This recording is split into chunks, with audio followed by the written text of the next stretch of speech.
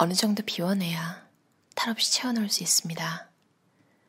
당신의 주변을, 마음을 조금 더 가볍게 하는 연습이 있었으면 좋겠습니다. 나를 사랑하는 연습.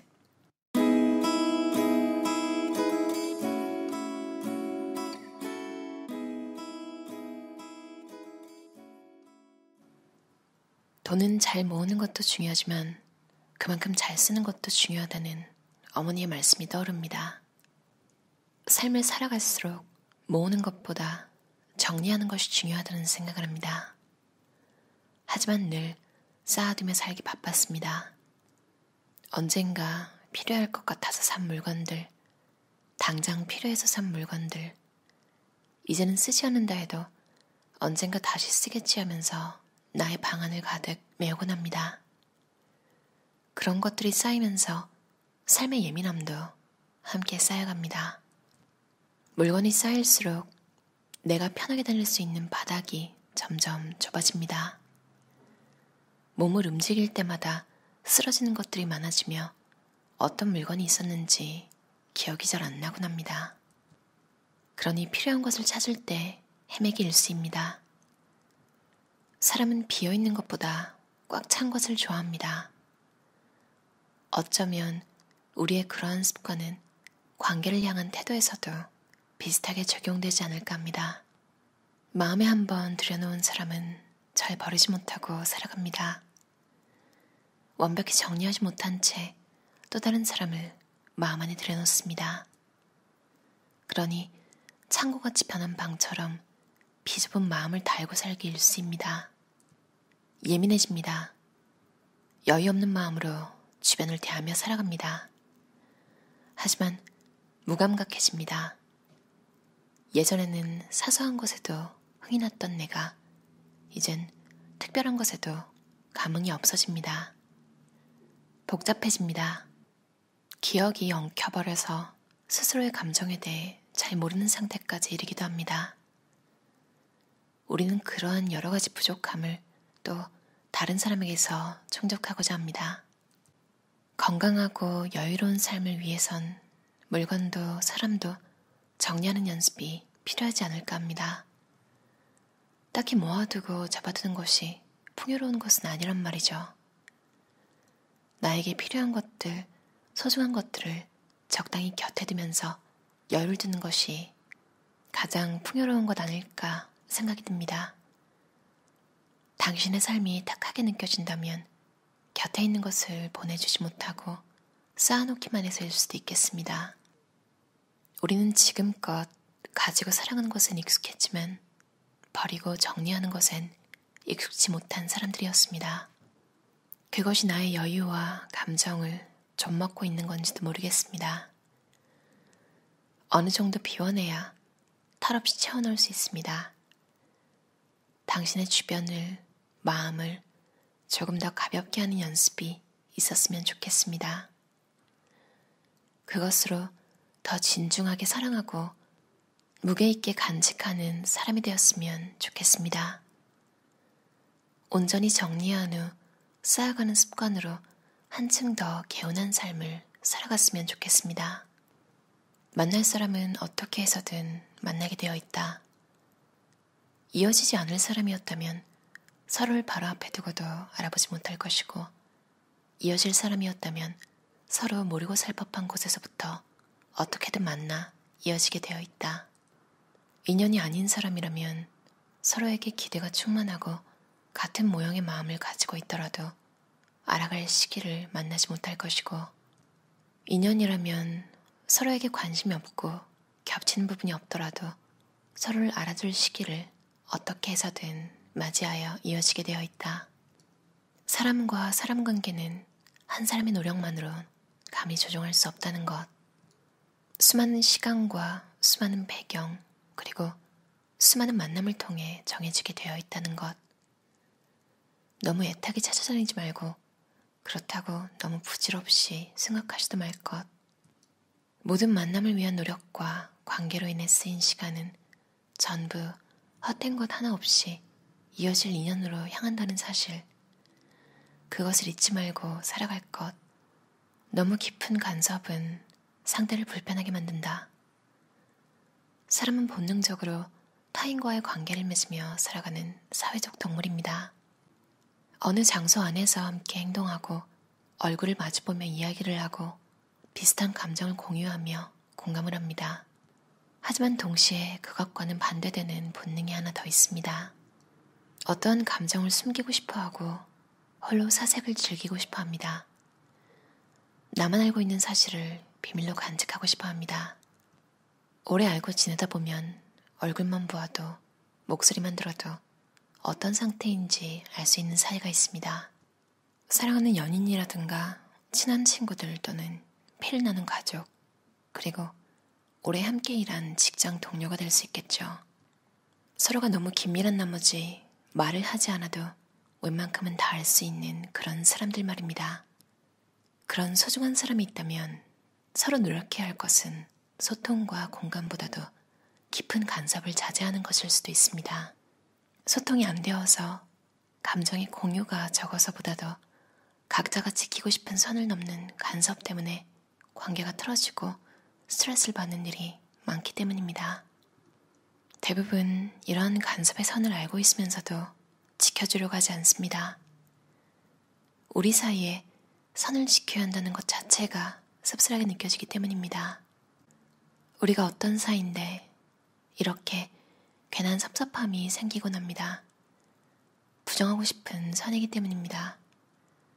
하지만 가끔은 혼자 있고 싶거나 숨기고 싶은 것 또한 관계를 맺어 살아가고 공감하는 것과 같은 사람의 본능 중 하나란 걸 잊지 않는다면 조금 덜 섭섭해하면서 서로를 존중해 줄 수 있지 않을까 합니다. 단지 인간이 지닌 본능 중에 하나라고 생각하면서 말입니다. 상대의 어떤 면을 알고 싶더라도 함께 해결해주고 싶더라도 상대가 꺼리는 느낌이 든다면 가끔씩은 모른 척 해주고 살아갑시다. 설령 나의 간섭이 그 사람을 위할 수 있는 일이더라도 가끔씩은 적당히 내버려두고 살아갑시다. 그것이 당신의 소중한 관계를 해치지 않는 어렵지만 쉬운 방법이 될 것입니다. 서로가 들키지 않고 싶은 마음, 혼자만이 알고 싶은 비밀, 혼자만의 시간, 각자만의 취향, 분명히 존재합니다. 아무리 친하더라도 긴밀하더라도 공유할 수 없고 공유하기 싫은 것들 분명히 존재합니다. 그것을 존중하며 적당히 간섭하고 살아가길 바랍니다. 그런 것들을 존중받으며 함께하는 삶을 살아가길 바랍니다. 경청하는 습관은 나를 좋은 사람으로 만듭니다. 인터넷은 세상의 모든 정보로 넘쳐나고 많은 책에는 세상 모든 지혜가 담겨 있지만 사람이 그것들에서 얻을 수 없는 것이 하나 있습니다. 경청에서 오는 마음의 치유입니다. 그래서 우리는 마음의 치유를 위해 주변 사람을 만나곤 합니다. 내가 직면한 감정과 문제에 있어 어떤 정보와 지혜를 체득하는 것 말고 내 말을 들어줄 상대가 필요한 것이죠. 들어주는 것은 생각보다 많은 힘을 가지고 있습니다. 침묵의 경청은 때때로 그 어느 조언과 조력보다도 큰 힘이 되곤 합니다. 상대가 나에게 고민을 털어놓거나 부조리함에 대해 주저리 말하는 것은 그것에 대한 답을 얻기 위함이 아닙니다. 단지 들어달라는 신호일 수도 있습니다. 정말 답을 찾기 위해서라면 인터넷이나 책을 찾아봤을 테죠. 사람의 말 말고도 정확한 정보와 지혜로운 해답은 차고 넘쳐납니다. 하지만 들어주고 공감하는 것은 세상에서 오직 사람만이 가지고 있는 능력입니다. 경청하는 습관은 나를 좋은 사람으로 만듭니다. 또 지혜로운 사람으로 만듭니다. 오직 사람만이 가지고 있는 그 경이로운 능력으로 소중한 사람의 마음을 보살펴준다면 그 마음의 치유는 배가 되어 돌아올 것입니다. 또한 누구나 가지고 있는 그 쉬운 능력은 나의 소중한 곁을 지킬 수 있도록 만들어줍니다. 그리고 곧 나는 사람들이 앞다투어 보고 싶어하는 사람 될 것입니다. 경청해주세요. 말을 잘하는 것보다 귀를 잘 여는 것이 중요한 세상에 살고 있습니다. 어떠셨나요? 인간관계 때문에 힘들 때 읽었는데 여러모로 도움이 됐어요. 제가 잘 못하는, 제가 잘하고 싶은 것들 위주로 읽었는데요. 경청하기랑 내려놓기, 좀 기대해 버리고 그러는 거 있잖아요. 정말 이 저자랑 차 한잔 하고 싶을 정도로 내용이 되게 경험이 굉장히 많으신 분 같아요. 모든 면에서 인생에. 어떤 이야기를 꺼내도 따뜻하고 실질적으로 도움되는 이야기를 해줄 것 같은 느낌이 들었어요. 무조건 잘 될 거야 뭐 이런 느낌으로 읽기보다는 나보다 먼저 더 다양한 것들을 겪은 사람이 괜찮다고 말해주는 느낌 있잖아요. 그러니까 나는 지금 너무 고통스러운 일이 있는데 이 사람한테는 이미 이 사람은 겪고 간 일인 거예요. 근데 이 사람이 잘 살고 있어요, 나름. 그래서 갑자기 저도 제 문제에 대해서 어쩌면 그냥 마음을 좀 편하게 가져도 되겠다 이런 생각이 들었어요. 그리고 제가 새로운 사람들을 만날 기회가 있었는데 경청을 해야지 마음을 먹고 나갔어요. 여러 사람들이랑 대화를 하는데 경청을 하다가 또 너무 말을 안 하면 저를 아는 사람들이 아니잖아요. 또 말을 또 시작하다 보면 질문이 서로 오가고 웃긴 게 아무 말도 안 하고 이것도 사실 안 좋은 거죠. 그러니까 잘 들어야지, 경청해야지 이걸 마음속에 생각하는 바람에 상대방 이야기를 잘 듣고 있긴 한데 경청해야지 이게 한 20%는 있는 거예요, 마음속에. 나는 정말 내 앞에 있는 사람의 이야기를 100% 들을 수 있는 인간인가? 또 이런 생각을 하고 그게 또 나 자신에 대해 생각하는 거잖아요. 막 그런 것들을 막 머릿속에 생각하면서 상대방 얘기는 일단 다 듣고는 있어요. 근데 질문이 오가고 이러면 휩쓸려서 경청해야지 이게 또 사라지는 거야, 머릿속에서. 이제 그 플로우라고 하죠. 대화에 빠져드는데 그럼 또 말이 많아졌다가 분명 그 자체는 되게 신났는데 집에 가서는 좀 또 후회하는 거죠. 좀 더 들을 걸, 더 물어보고 더 관심을 가질 걸 사람들한테. 제가 별로 사회성이 없고 이런 걸 그냥 대놓고 말함으로써 뭔가 좀 방패로 삼은 것 같다는 생각도 드는 거예요. 그래, 사회성이 없는 건 맞지만 뭔가 연습은 좀 필요하겠다 이런 생각이 요즘 들어서 모임이 있거나 하면 마다하지 않고 나가는 편이에요. 계속 이렇게 하다 보면 아무 생각도 안 하고 상대방한테 온전히 관심을 기울이고 들어줄 수 있는 그런 사람이 될 수 있겠죠. 그러면서 이제 사람들을 만나면서도 이 저자가 말했던 것처럼 뭔가 쌓아두지 않고 그때그때 정리를 잘 하고 마음의 여유를 가지고 주변을 대하고 잘 들어주는 사람이 되고 싶다는 생각을 했어요. 그리고 이 책에서 너무 간섭하지 말라고 하잖아요. 근데 이걸 어릴 때부터 어디서 배웠는지 프라이버시를 침해하면 안 돼. 이게 마음속에 너무 커서 저 같은 경우는 완전 반대의 역효과가 나면서 살아왔거든요. 그러니까 분명히 궁금하고 안부를 묻고 싶고 뭔가 이상해 보이는데 그걸 묻는 게 실례인 것 같은 거예요. 그래서 되려 좀 냉정한 사람 이렇게 평가받은 적도 있고요.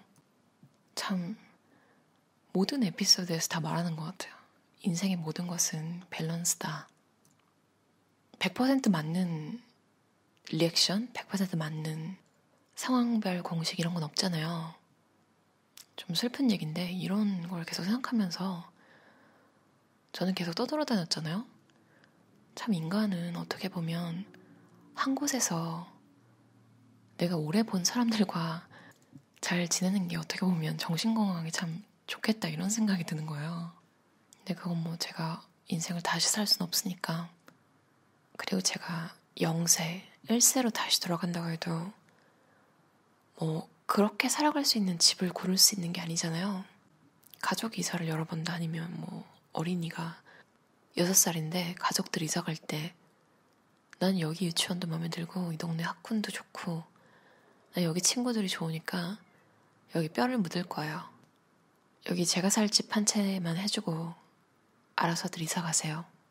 뭐 이럴 수 없으니까 또 혼자 망상을 하다가 내가 살고 있는 삶을 소중히 여겨야지 하면서 바꿀 수 없는 과거잖아요. 그러니까 이렇게 한번 망상을 해보고 돌아오면 현실에 더 집중을 하게 되더라고요. 저는 주변에 있는 사람들을 아끼게 되고 더 감사함을 느끼게 되더라고요. 경청하고 선을 넘지 않고 마음을 비우고 잘 정리하기. 매일 조금씩 나아지면 좋겠어요. 그럼 오늘도 들어주셔서 감사합니다. 편안한 저녁 시간 보내세요.